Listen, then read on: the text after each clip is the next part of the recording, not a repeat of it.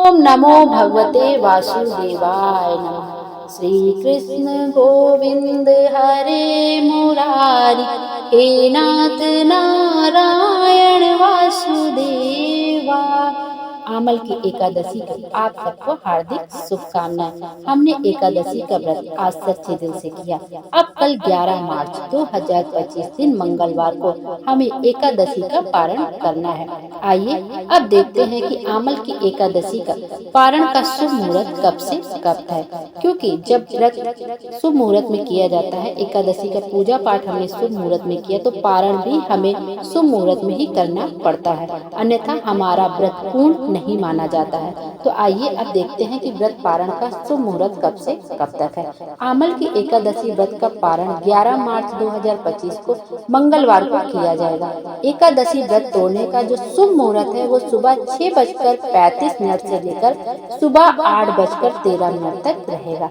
पारण तिथि के दिन द्वादशी समाप्त होने का समय सुबह 8:13 पर है। जो द्वादशी समाप्त होने का समय है वो सुबह 8:13 पर है। तो 8:13 से पहले ही हमें द्वादशी तिथि के भीतर ही एकादशी व्रत का पारण कर लेना चाहिए। एकादशी तोड़ने या खोलने को व्रत पारण कहा जाता है। हिंदू शास्त्रों के अनुसार एकादशी व्रत का पारण अगले दिन सूर्योदय के बाद करना चाहिए। इसके साथ ही एकादशी व्रत का पारण द्वादशी तिथि समाप्त होने से पहले करना चाहिए। अगर द्वादशी तिथि सूर्योदय से पूर्व समाप्त हो जाती है तो इस तिथि में व्रत पारण सूर्योदय को बाद होता है। एकादशी व्रत द्वादशी तिथि के भीतर पारण नहीं करने से हमारा व्रत पूर्ण नहीं माना जाता है। तो इस प्रकार से जो द्वादशी तिथि समाप्त होने का समय है वो 8:13 पर है। तो उससे पहले ही 6:35 से लेकर सुबह 8:13 तक रहेगा। तो इसी 1-1.5 घंटे के भीतर में हमें अपने व्रत का पारण कर लेना चाहिए। इससे जो हमने इतनी सच्चे दिल से व्रत किया है उसका हमें पूर्ण फल प्राप्त हो जाता है। और एकादशी का व्रत रखने के बाद जिस दिन हम लोग पारण करते हैं, 11 मार्च को जब हम पारण करेंगे, तो हमें तुलसी माता की व्रत कथा, तुलसी माता की कथाओं का भी जरूर श्रवण करना चाहिए पारण के दिन। उससे हमारी जो पूजा होती है वो पूर्ण मानी जाती है। आइए अब तुलसी माता की कथाओं का भी श्रवण कर लेते हैं। एक गांव में एक कन्या थी। जब वह थोड़ी बड़ी हुई तो उसको समझ आने लगा। तब से ही वह तुलसी माता का पूजन करने लगी। उसका प्रतिदिन का नियम था कि तुलसी माता जी का पूजन करने के बाद ही खाना खाती थी। जब वह कन्या शादी के लायक हुई तब उसके माता पिता ने उसकी शादी करवा दी। कन्या को उसके माता पिता ने दहेज में भी एक तुलसी का गमला दिया। ससुराल में वह प्रतिदिन सवेरे उठते ही पूजा करती थी, फिर उसके बाद ही खाना खाने बैठती थी। उसकी 2 जेठानियां थी। वह दोनों उसका मजाक उड़ाती थी कि बड़ी नियम धर्म वाली बनती है। उन दोनों को उससे बहुत ईर्ष्या होती थी, इसलिए वो दोनों तुलसी जी का गमला छुपा देती हैं। वह कन्या बड़ी मुश्किल से गमला ढूंढ कर लाती है, अच्छे से पूजा करती और फिर खाना खाती है। वह गमला ढूंढ कर लाती तो एक दिन तो उसकी जेठानियों ने क्या किया कि गमला ही दूर फेंक दिया। कन्या ने खूब ढूंढा पर उसे गमला नहीं मिला। वह बहुत अधिक परेशान हो गई। उस दिन तो उसने खाना भी नहीं खाया। उसका नियम जो था, यदि वह खा लेती तो उसका नियम जो टूट जाता। उस कन्या की सच्ची भक्ति देखकर तुलसी माता उससे बहुत प्रसन्न हुई और उसके कमरे में तुलसी माता का गमला प्रकट हो गया। अगले दिन सुबह जब वह उठी तो क्या देखती है, उसके खाट के चारों कोनों पर तुलसी माता का गमला आ गया है।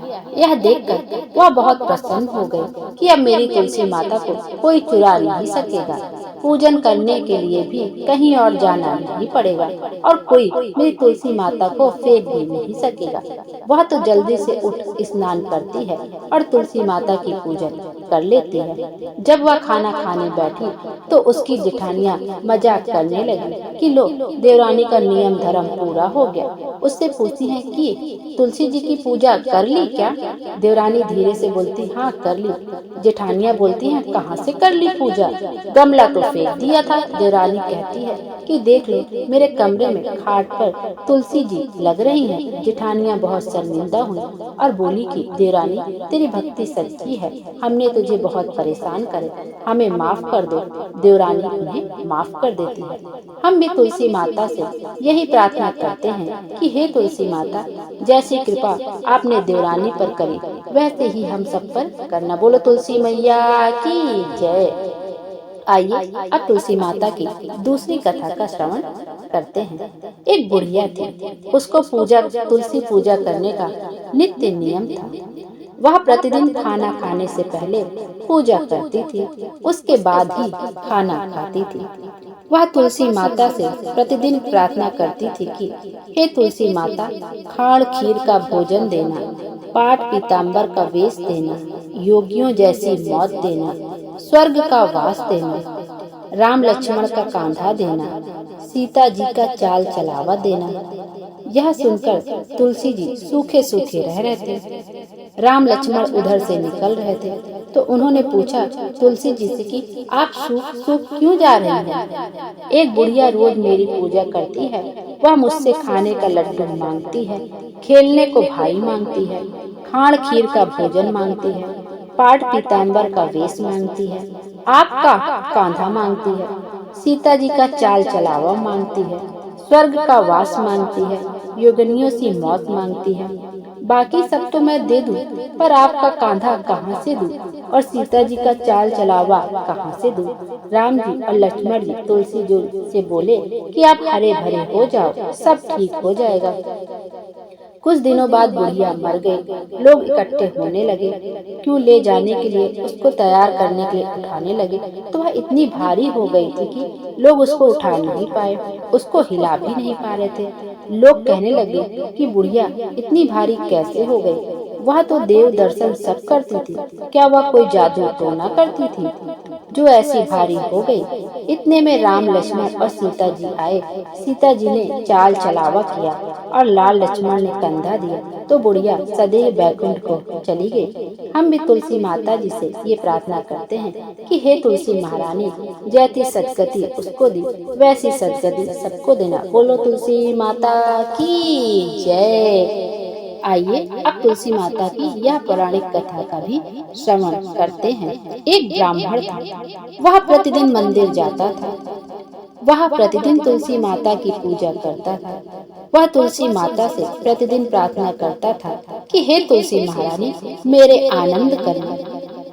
तुलसी माता ने सोचा कि यह ब्राह्मण तो बहुत सीधा है और गरीब है और प्रतिदिन मेरी पूजा करता है, मैं इसके कुछ न कुछ करना चाहती हूँ। तो तुलसी महारानी एक कन्या का रूप बनाकर बैठ गई और उस ब्राह्मण को बोला कि ब्राह्मण, मैं भी तेरे घर आना चाहती हूँ।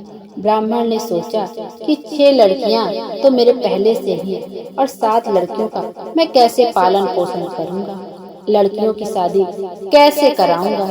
मेरे पास तो कुछ ऐसा भी नहीं कि यह व्यभिचार करके वह बहुत परेशान रहने लगा। उसको तो खाना भी नहीं भा रहा था। उसकी औरत ने कहा कि क्या बात है, आजकल बहुत दुखी दुखी रहने लग गए हो।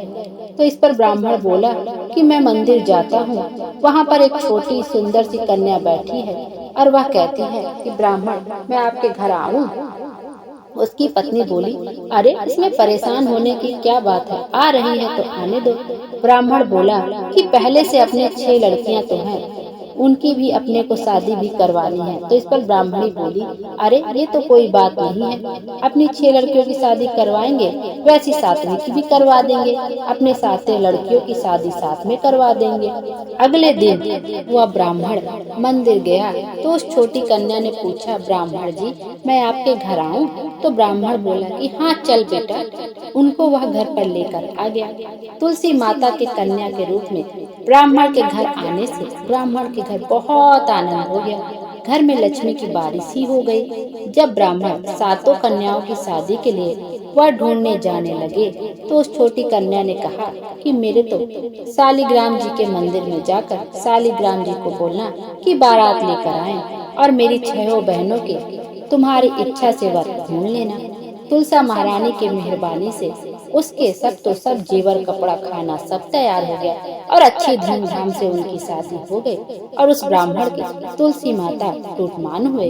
हम भी तुलसी माता जी से यही प्रार्थना करते हैं कि हे तुलसी माता, जैसे आप ब्राह्मण पर मेहरबान हुई वैसे हम पर भी होना, और जैसा आनंद ब्राह्मण के घर में करा वैसे हम सबके घर में भी करना। बोलो तुलसी महारानी की जय। हे तुलसी माता, आपने जैसे सबके घर में अन्न धन भंडार भरे वैसे हमारे घर में भी भरना। आइए अब तुलसी माता की आरती का भी श्रवण कर लेते हैं। तुलसी माता के क्यारे के पास ये कथा पढ़ने के बाद तुलसी माता को घी के दीपक लगाकर आरती करनी चाहिए।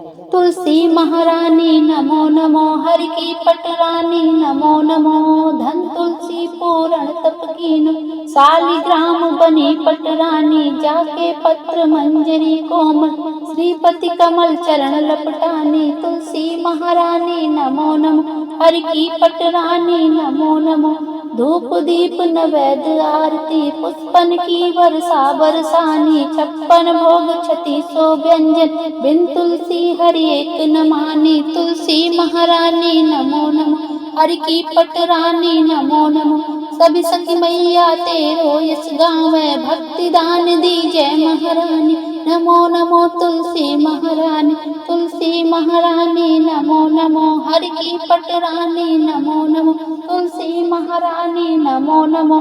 जय हो तुलसी माता की। सबकी मनोकामना पूरी करिए, सबके जीवन में खुशियां ही खुशियां भर दीजिए। तुलसी माता में जल जरूर चढ़ाइएगा पारण के दिन, क्योंकि एक दिन पहले हमने आमल की एकादशी का जिस दिन हमने व्रत रखा है उस दिन हम तुलसी माता में जल समर्पित नहीं करते हैं, क्योंकि उनका निर्जल व्रत रहता है। और अगर यदि हम जल समर्पित करते हैं तो उनका व्रत खंडित हो जाता है। लेकिन जिस दिन पारण रहे उस दिन तुलसी माता को 11 मार्च के दिन तुलसी माता के गमले में 1 लोटा जल जरूर समर्पित करिएगा, वहीं से आपका पारण पूर्ण माना जाता है। तुलसी माता को जल समर्पित करने के बाद आप जैसे पूजा अर्चना करते हैं वैसे पूजा अर्चना कर लीजिए। उसके बाद तुलसी जी की कथाओं का श्रवण कर लीजिए, तुलसी आरती कर लीजिए, और जो व्रत का पारण का शुभ मुहूर्त है द्वादशी तिथि समाप्त होने से पहले 8:30 से पहले आप अपने व्रत का पारण कर लीजिए।